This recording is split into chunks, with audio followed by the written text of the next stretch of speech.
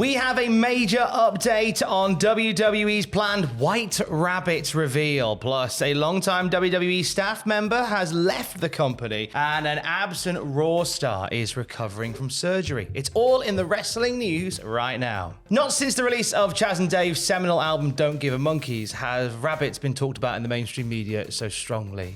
We are getting very close, Adam, to the reveal, I believe. Something on the horizon. The White Rabbit is about to be found. I can't wait. I was a little bit disappointed when that first tease happened. It's like, oh, I've got to watch SmackDown. And I was like, I'm probably going to live stream that. That looks good. And then I was disappointed, but also relieved that it didn't happen.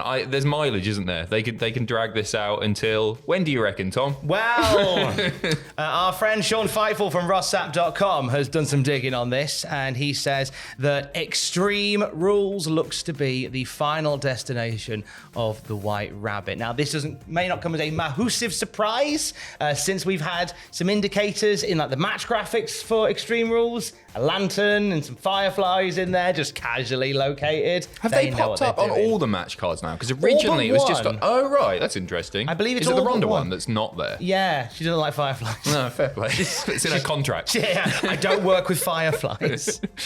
So it's looking like that. According to Fightful Select, this is indeed where we're going to get the reveal. I think that's. I'm not surprised. Like every time they went, reveal on Monday, reveal on Friday, I thought they can't.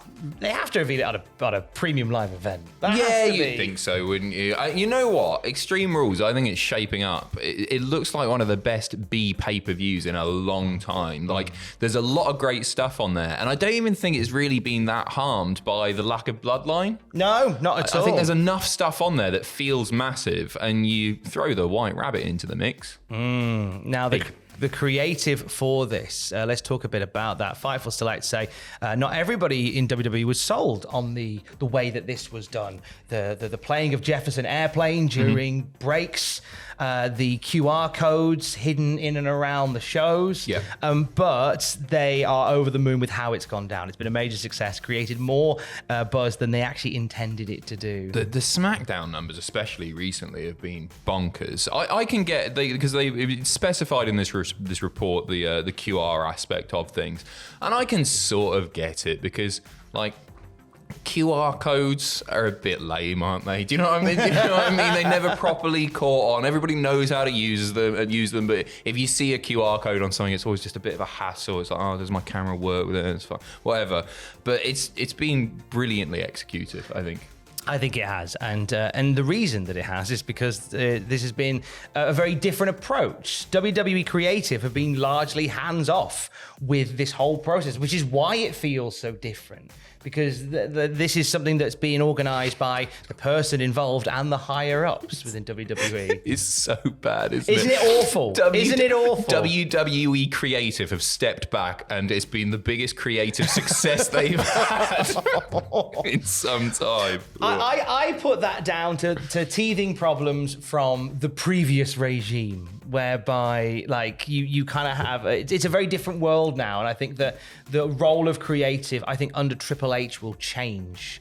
I don't think it will be writing segments verbatim. I think it'll be more sort of creative support. Yeah, I hope so as well, because they've got enough people there who can do a promo just with the bullet points. They don't need careful scripting and all that sort of stuff.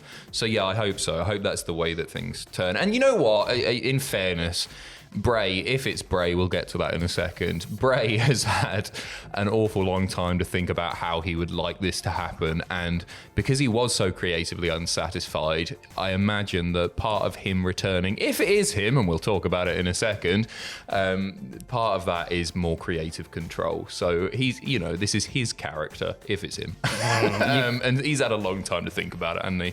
Well, funny you mentioned that, because Fightful saying today, for those who don't know and wish to be spoiled, Fightful have reported for several weeks that the reveal internally, it's believed to be Mark Jindrak. Oh, bollocks. He's had a long time. He's had longer than Bray to think about it. Mark Jindrak will... No, it's okay, Bray. Let's of course it is. Yeah, it's of course. I mean, sorry, Mark Jindrak. I got super worried the other day. That it was going to be Mark Jindrak. No. I saw a Twitter thread, and it was going through all the reasons that it could be Edge. And I was like, at the beginning, I was like, oh yeah, of course it's going to be. And I was going through it, and I was like, oh God. Oh my God. So when Edge came back, I was like, because people wouldn't have been happy. I'd have been gutted as well. But there were a lot of things that could have pointed to Edge. Nah, it's not. It's brilliant. Overall, as we said, the creator's been brilliant. Do you know what I compare it to, right? It just dropped this time last week. It dropped on Channel 4. Don't Hug Me, I'm Scared is back, which was the YouTube series. Yeah, I know it. People keep sending me links to it because apparently I sound like the red bloke in it. I can't hear it personally. Oh my God, you do. Imagine how bad things have been this past couple of weeks. You had Don't Hug Me, I'm Scared, and the Dharma documentary on Netflix. It's been a rough old time for my Instagram mentions. Oh my, that's right. Yeah. I can't hear it now. Sorry, carry on. I can't hear it now. Can you say, wow, I'm in a computer, really, in a really dull manner? Wow, I'm in the computer. Oh my God!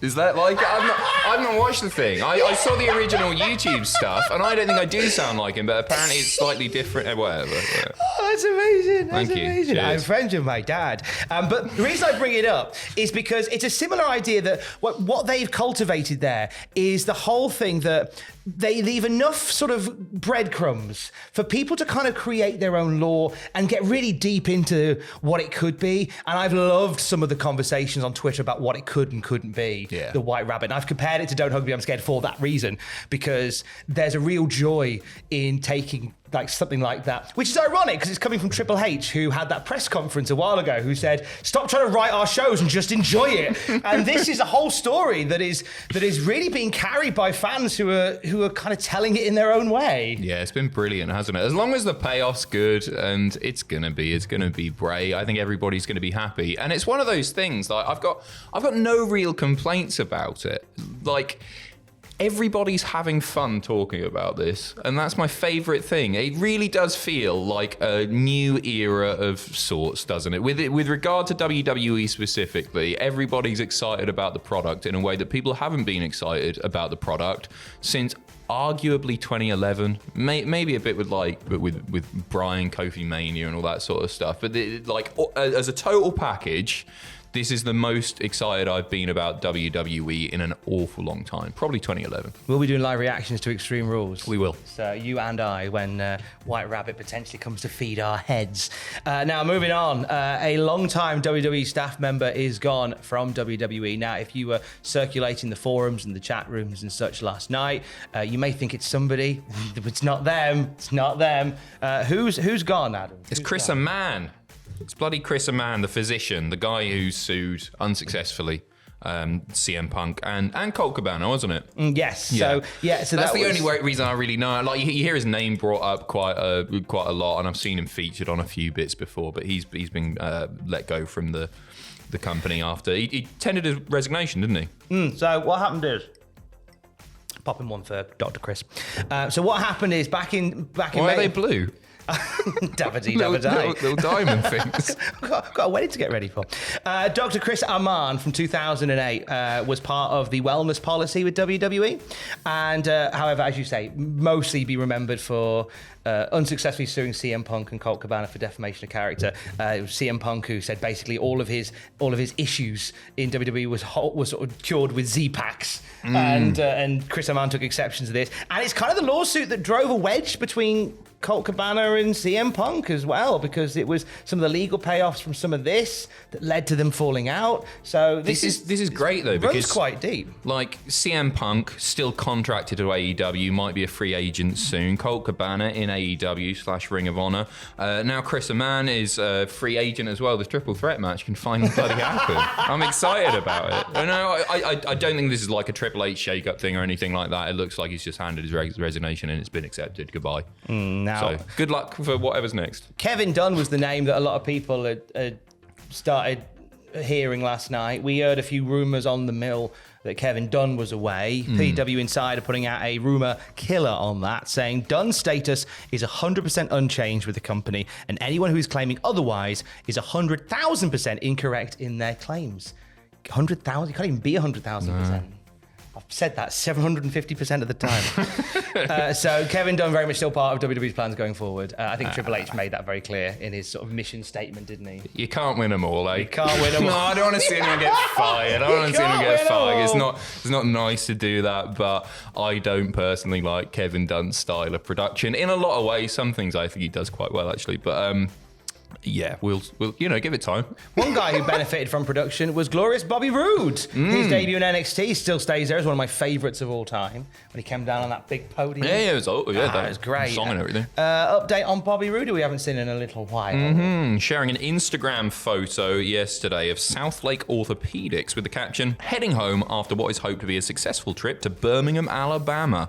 Thank you to Southlake Orthopedics and to Andrews Sports Medicine for taking great care of me this week, especially to the first-class medical staff of Dr. Michael Ellerbush, Dr. Andrew Cordova, and Dr. Charles Carnell. I thought it said Camel there. Dr. Charlie Camel. That's a hell of a triple threat. So he's not gone into specifics on the injury, the procedure, or the time frame for an in-ring return. He's not wrestled since the armbar. You've got to believe that. Well, he hasn't wrestled on TV since the armbar. I think he did some house shows. Oh, right, okay. Just before you start. You have to believe that under a Triple H regime, there's a good future for Bobby. You'd think so. I think Trips loves Bobby Roode. You've sort of got to strike quick as he's coming back, because he's no spring chicken, is he? And I know it does, like, people can wrestle into their 50s. Jericho's doing some of the best work of his career right now. Forces, it's a perfectly young age still. How long is it until you are? It's 2 years. 2 years? No, it's do you know what? What am I even saying? It's a year and a half. Is it really? Yeah, I'm 49 next. I'm 39. Yeah. 39 next year. I think you do need to do this sooner rather than later with Bobby, personally speaking. On. You know what? I loved Bobby, the entrance that everybody loves. In the ring, I can take him or leave him. Everybody goes like, oh, he's proper old school and everything.